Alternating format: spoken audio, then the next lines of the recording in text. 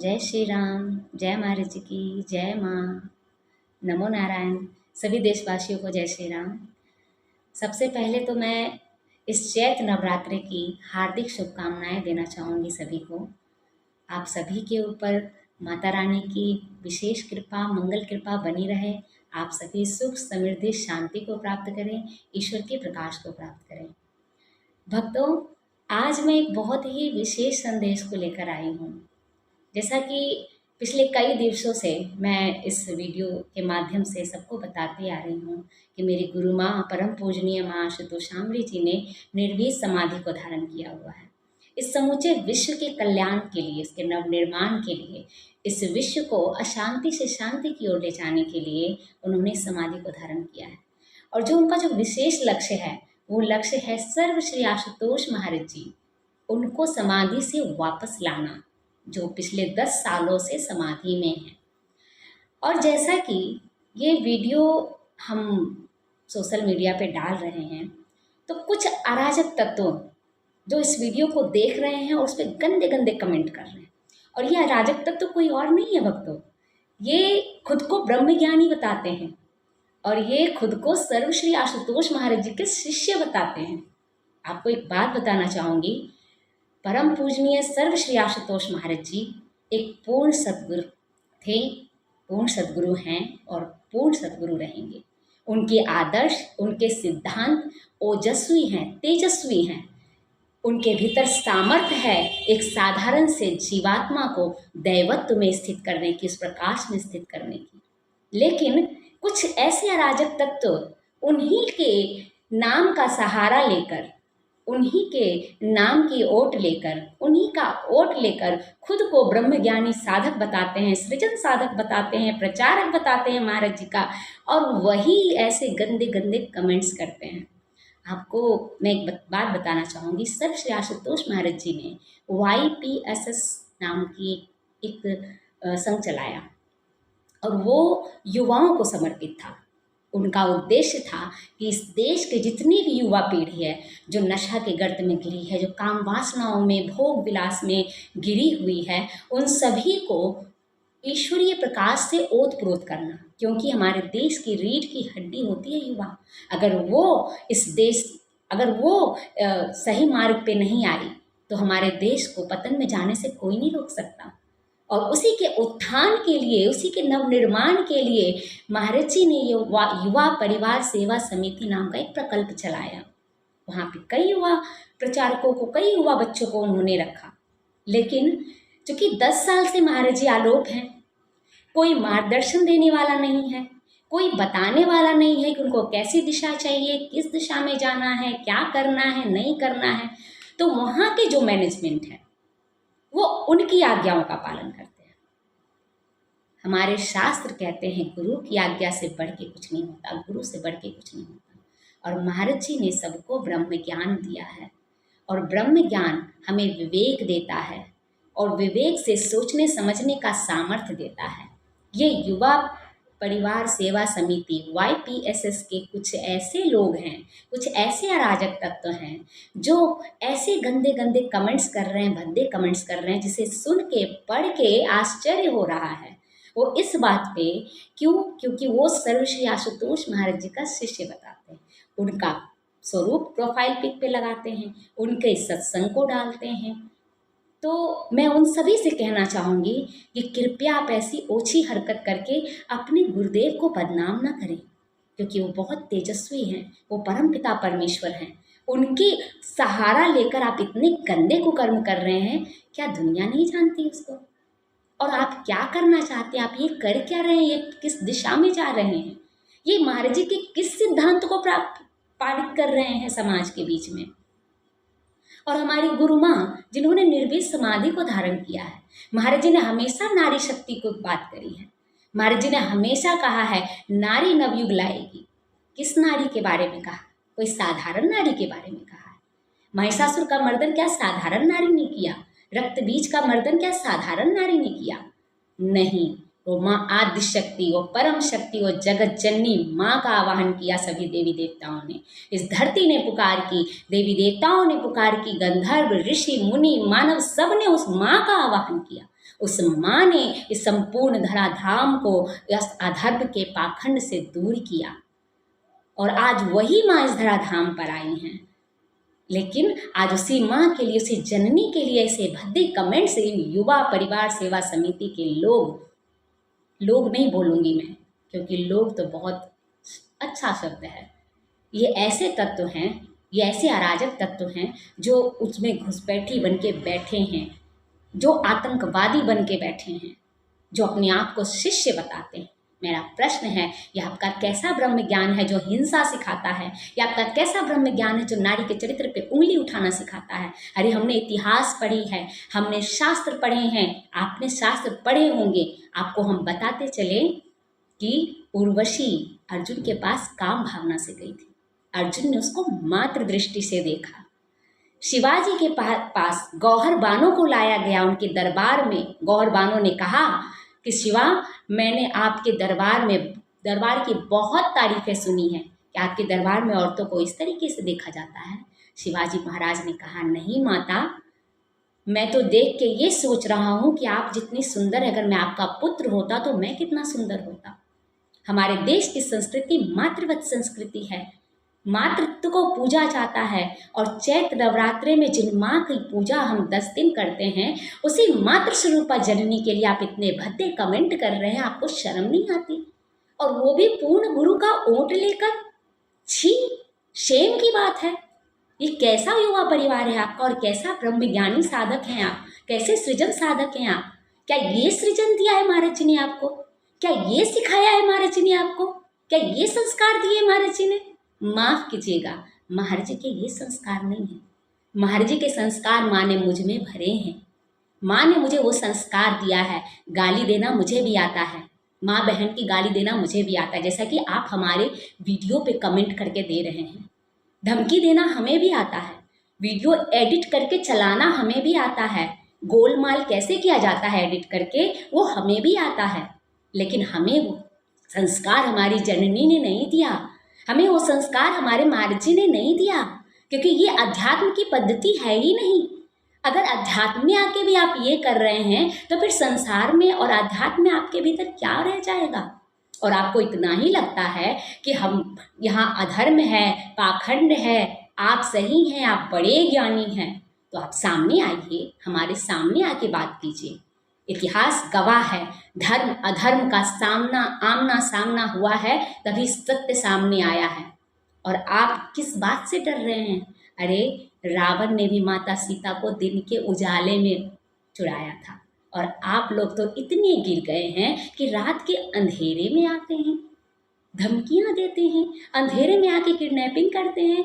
वाह रे ज्ञान, वाह रे ब्रह्म ज्ञान, दाद देती हूँ मैं आपके ब्रह्म ज्ञान की। और ये ज्ञान आपको सर्वश्री आशुतोष महाराज जी ने तो नहीं दिया है, ये तो पक्का है। लेकिन अब ये ज्ञान किसने दिया है ये तो आप खुद ही डिसाइड करोगे। और हाँ, चलते चलते एक और बात कह दूँ, मेरी गुरु माँ परम पूजनीय माँ आशुतोषामृत जी, जिनके बारे में सोशल मीडिया पर ये डाला गया है कि वो 11,000 की सैलरी में दिव्य ज्योति जागृति संस्थान में कार्य करती थी, तो आपको बताते चलूँ कि जिस समय माँ महिला जेल के 6 नंबर जेल में थी, वहाँ अपनी सेवा दे रही थी, उस समय मेरी खुद की जॉब थी वहाँ महिला जेल नंबर 6 में। और उस जॉब के दौरान मैं माँ से मिलती थी, और वहाँ मेरी जॉब के दौरान मैं उनसे दिन रात बातें करती थी। मैंने उनके कार्य को देखा है, मैंने वहाँ के प्रिजनर को बदलते हुए देखा है। हाई रिस्क पेशेंट जिसके पास जाने से वहाँ की पुलिस वाली भी डरती थी, हाथ काट लेते थे, गले में फंदा लटका के लटक जाते थे, इतनी सारी साइकेट्रिस्ट मेडिसिन खाते थे, फिर भी उनको नींद नहीं आती थी, और चिल्लाते थे पागलों की तरह। कोई उनके पास तक नहीं जाता था, क्योंकि जो उनके पास जाता था वो उन्हीं को मारने के लिए आते थे। ऐसे ऐसे महिला को, सेक्स वर्कर को, सेक्स रैकेट चलाने वालों को, दहेज के द्वारा प्रताड़ित की गई ऐसी ऐसी माताओं को वहाँ पर मैंने माँ के चरणों में झुकते हुए, बदलते हुए, मीरा गोपी राधा बनते हुए देखा है। क्या बात कर रहे हैं आप? और आपका वो अंतर क्रांति का प्रोजेक्ट नहीं था, उस सर्वश्री आशुतोष महाराज जी ने चलाया था। उनके प्रोजेक्ट को माँ ने आगे किया है, अंतर क्रांति जगाई थी वहाँ माँ ने पूरे जेल में। और 6 नंबर जेल में वो अंतर्क्रांति का बिगुल बजाया था माँ ने, और उसी क्रांति का बिगुल उनके जेल में 6 नंबर जेल में बजा था। और मैं इस बात की गवाह हूँ क्योंकि मैं दृष्टा हूँ। क्या आप अब क्या कहेंगे? आप क्या इस पे भी कोई कमेंट करेंगे या फिर मुझे किडनैप करेंगे? क्या करेंगे आप? ये सब बातें छोड़ दीजिए। और तो और माँ के उस कार्य का पुरस्कार भी उनको मिला है, ये तो हमारे पास प्रूफ है। और हम हर बात शास्त्र सम्मत कहते हैं और आप हर बात गाली देकर कहते हैं। कमाल की बात है। और ऊपर से आप सदगुरु महाराज जी के शिष्य बताते हैं। क्या शिष्यत्व है आपका। धन्य हो गए आपको देखकर, और धन्य हो गई ये धरा आपको देखकर। एक कहानी मैंने बचपन में सुनी, और वो कहानी क्या है मैं आपको बताती हूँ। एक कौवा था।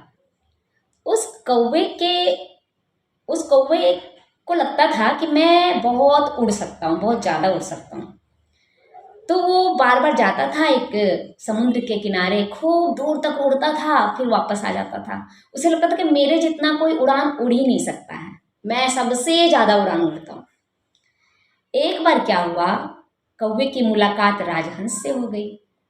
अब कौवे से रहा नहीं जा रहा, वो अपनी बड़ाई अपनी तारीफ खुद कर रहा है।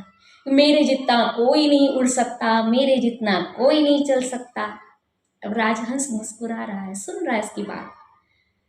तो कौवे ने कहा, तुम देखना चाहते हो तो लगाओ शर्त और उड़ो मेरे साथ। तो राजहंस ने कहा, अरे छोड़ो, रहने दो, तुम भी क्या किस बचकानी हरकत में आ गए।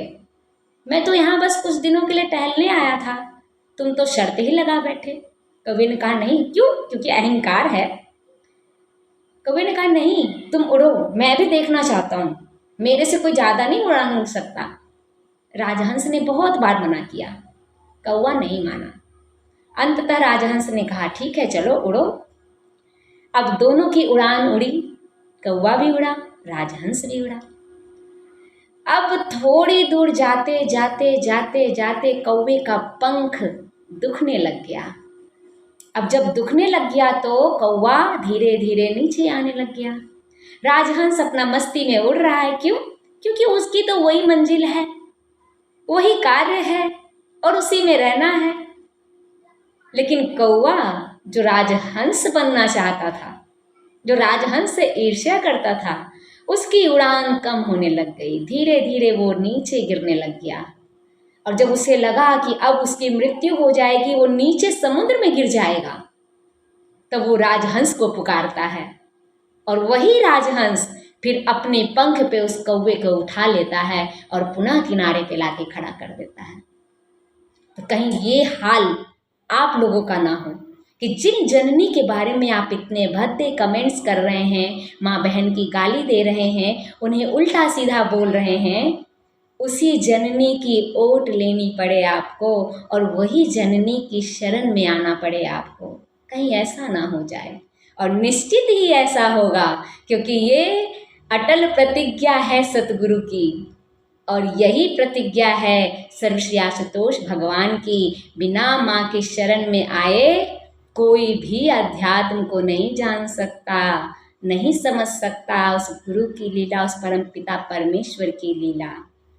कहीं ऐसा ना हो जाए। और एक और बात, आजकल ये भी कहा जा रहा है कि हम सब गुरुद्रोही हैं, गुरु को छोड़ दिया है, गुरु से द्रोह किया है। तो मैंने शास्त्रों में पढ़ा है, आप ही के सत्संग में सुना है, सर्वश्री आशुतोष महाराज जी ने भी कहा है, वो ये कि गुरुद्रोही वो होता है जो गुरु के सिद्धांतों पे नहीं चलता। आज तक जितने शास्त्र मैंने सुने हैं, गुरुद्रोही वो हुए हैं जिन्होंने गुरु को जहर दे के मार दिया, या फिर गुरु को चंद सिक्कों के लिए बेच दिया, या फिर गुरु को फांसी पे टंगवा दिया, या फिर गुरु को आरे से कटवा दिया। ये थे गुरुद्रोही। हमारी गुरु माँ ने ऐसा क्या किया है आप लोगों के साथ जो आपने उन्हें गुरुद्रोही का टैग दे दिया है? और मुझे तो सबसे बड़े गुरुद्रोही आप लगते हैं, क्योंकि हमारी माँ तो संकल्पबद्ध है सर्वश्री आशुतोष महाराज जी को समाधि से उठाने के लिए, लेकिन आप संकल्पबद्ध हैं उन्हें ना उठाने के लिए। गुरुद्रोही तो आप देखे जा रहे हैं। और एक और बात, मैंने बचपन में एक कहानी सुनी थी, आप सबको सुनाते चलूं, उसके बाद मैं अपनी वाणी को विराम दूंगी। वो कहानी है कि जब एक कीचड़ में जो कीड़ा पल रहा होता है ना, उस कीचड़ पे अगर कोई राजहंस आ जाए तो उस कीड़े को कुलबुली होने लगती है। क्यों? क्योंकि उस कीड़े को लगता है कि मैं इतना स्वच्छ क्यों नहीं, ये इतना उज्जवल कैसे है। पता है उसकी पीड़ा क्या होती है? उसकी पीड़ा ये होती है कि मैं इसके जैसा असाधारण क्यों नहीं, और होनी भी चाहिए। और उसमें कोई क्षमता भी नहीं है उसके भीतर कि वो उसके जैसा बन जाए, ना उसमें कोई सामर्थ्य है, ना वैसा करने का वो पुरुषार्थ करता है, लेकिन वो उससे जलता जरूर है। अब उसके पास कोई रास्ता नहीं बचता, क्योंकि वो ऐसा बन नहीं सकता। उसके गुणों से वो ईर्ष्या करता है। तो वो पता है क्या करता है? फिर वो अपने अहंकार की पुष्टि के लिए उसके गुणों में से अवगुण ढूंढ ढूंढ के निकालता है और उसकी राहों में कांटे बिछाता है, जो कार्य आप लोग कर रहे हैं। इसीलिए कीचड़ के कीड़े ना बने, अमृत की संतान बने, उस ईश्वर की संतान बने। उस परमपिता परमेश्वर ने आपको ब्रह्म ज्ञान दिया है, उस ब्रह्म ज्ञान के महत्व को समझे, उसे कलंकित ना करें। जय महाराज जी की जय श्री राम। मैं देश की सभी नेताओं से, मीडिया प्रभारी से एक ही बात कहना चाहूँगी कि ये जो संस्थान है, इनके जो अराजक तत्व हैं, इन पे छानबीन होनी चाहिए कि ये कौन सी आध्यात्मिक संस्था चला रहे हैं, जो अपने मंचों से दूसरों की निंदा चुगली करते हैं, जो दिन के उजाले में तो सुंदर सुंदर सत्संग सुनाते हैं, ईश्वर की महिमा गाते हैं, और रात के अंधेरों में एक किडनैपिंग जैसे गंदे कुकृत्य को करते हैं। मैं सभी प्रशासन से आग्रह करना चाहूँगी कि ऐसे संस्थान को जरूर नज़र में रखें और जरूर छानबीन करें, क्योंकि ये संस्थान समाज के लिए घातक है। क्योंकि इसके मार्गदर्शक हैं जो सर्वश्री आशुतोष महाराज जी 10 साल पहले आलोप हो चुके हैं। अब इनका मार्गदर्शन करने वाला कोई नहीं है, अब ये सब कुछ मनमाना है। जय श्री राम, जय महाराज जी की।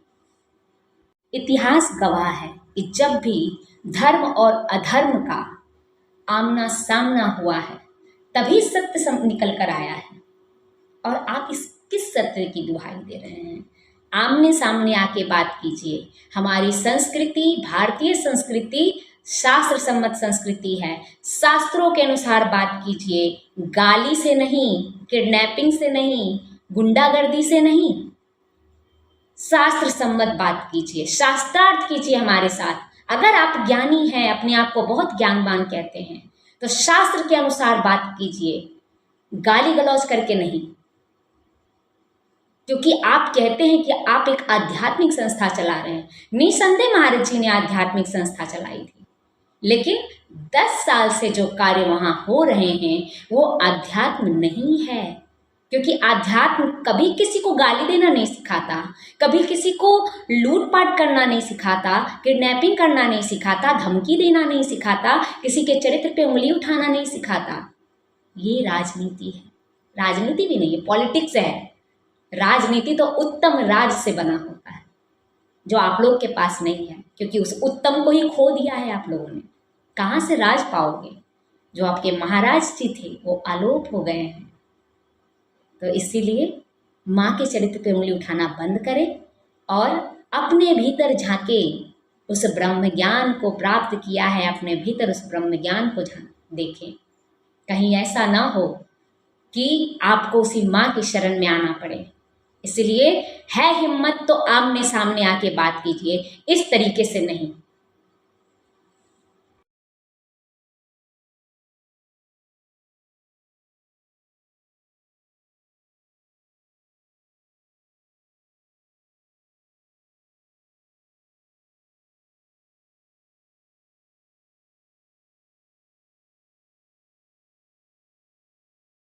यह था पहला चरण बंदनी, माँ पहुँची संताना तक।